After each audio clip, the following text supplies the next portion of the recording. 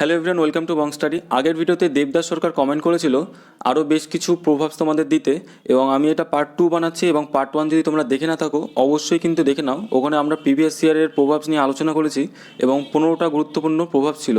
তো এই ভিডিওতে আমি 25টা নিয়ে এসেছি তোমাদের জন্য। তো এই 25টা কিন্তু খুব গুরুত্বপূর্ণ। তো চলো ভিডিওটা শুরু করছি।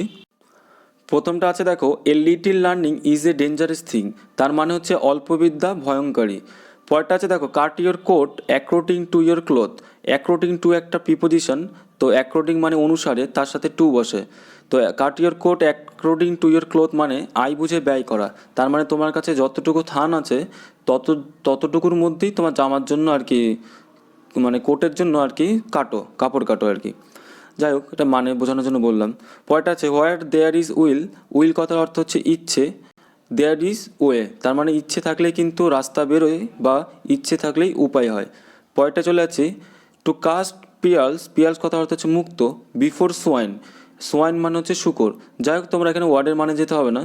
তার মানে হচ্ছে উলুবনে মুক্ত ছড়ানো। পুরো এটা কিন্তু প্রবাদ বাক্যটা আবগারির যে বাংলা মানে প্রিলি হয়েছিল, সেখানে যে বাংলা সিলেবাস ছিল সেই বাংলা প্রশ্ন কিন্তু এটা এসেছিল, উলুবনে মুক্ত ছড়ানো। পরেরটা যাচ্ছি, 4 নম্বরটা আছে দেখো, to act on the spur of the movement. উঠলো বাইতো কটক যাই। পরেরটা আছে দেখো, what is sport to one is death to another. তার মানে হচ্ছে কারো পৌষ মাস তো কারো সর্বনাশ।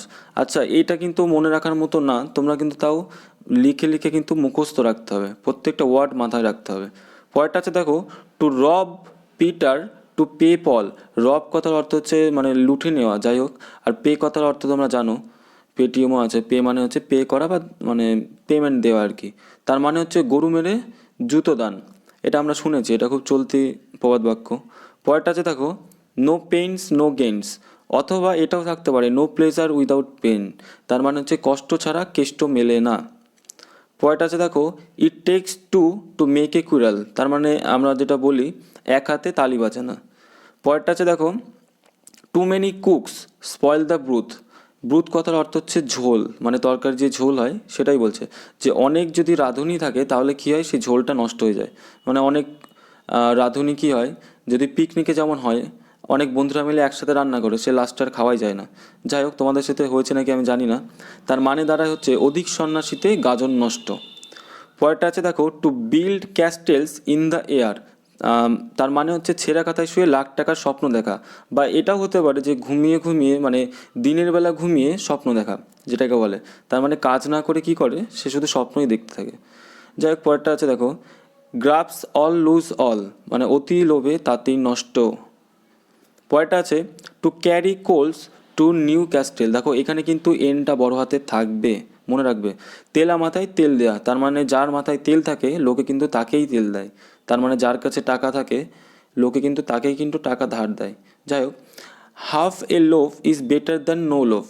এটা দেখো তিনটে অল্টারনেটিভ আমি যখন খুঁজলাম, তিনটে অল্টারনেটিভ পেলাম। পরেরটা আছে দেখো, something is better than nothing. তারপরেরটা আছে দেখো, half a loaf is better than no bread. যাই হোক, তার মানে হচ্ছে নাই মামার চেয়ে কানা মামা ভালো। তার মানে কিছু না থাকার থেকে কিছুটা থাকা ভালো, মানে একদম না থাকার থেকে কিছুটা থাকা ভালো। পরেরটা আছে দেখো, a bad workman quarrels with his tools.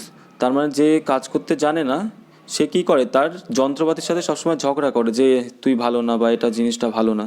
তো যাই হোক, নাচতে না জানলে উঠোন বেঁকা। পরেরটা আছে দেখো, while there is a life there is hope.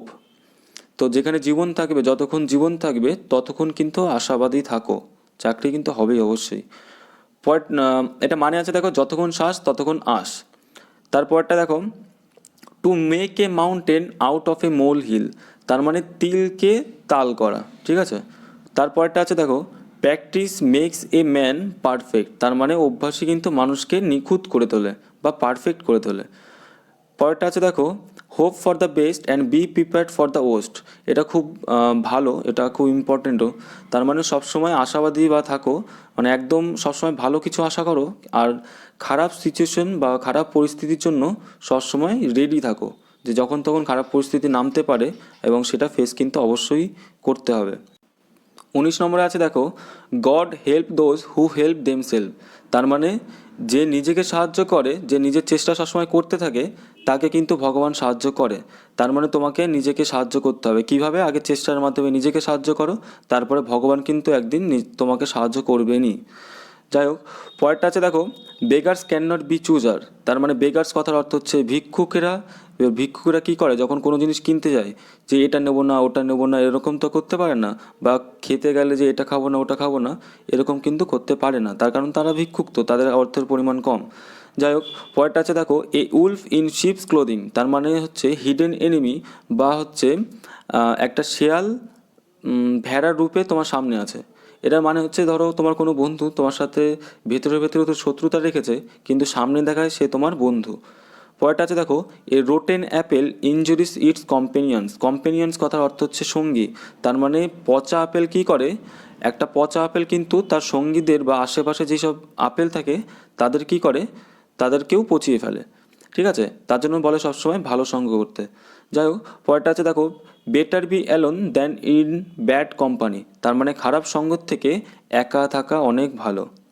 পরেরটা আছে দেখো, গুড মাইন্ড গুড ফাইন। তার মানে যে যার চিন্তাধারা ভালো সে সবসময় কিন্তু ভালো চিন্তার জিনিস অ্যাট্রাক্ট করে, মানে আকৃষ্ট করে। তো তুমি যদি ভালো চিন্তার মানব হও, তাহলে কিন্তু তুমি সবসময় দেখবে তোমার সাথে ভালো ঘটছে, আর সবসময় কিন্তু তোমার দিকে ভালো জিনিসই অ্যাট্রাক্ট করবে। পরেরটা আছে দেখো, এটা লাস্ট আজকের, killing two birds with one stone. তার মানে এক ঢিলে দুই পাখি মারা, বা দুটো নিশানা সাধা, এরকম একটা ব্যাপার। তো যাই হোক, ভালো লাগলে অবশ্যই একটা লাইক দিও। এরপরে তোমাদের কি ভিডিও লাগবে তোমরা কিন্তু অবশ্যই কমেন্ট করে জানিও।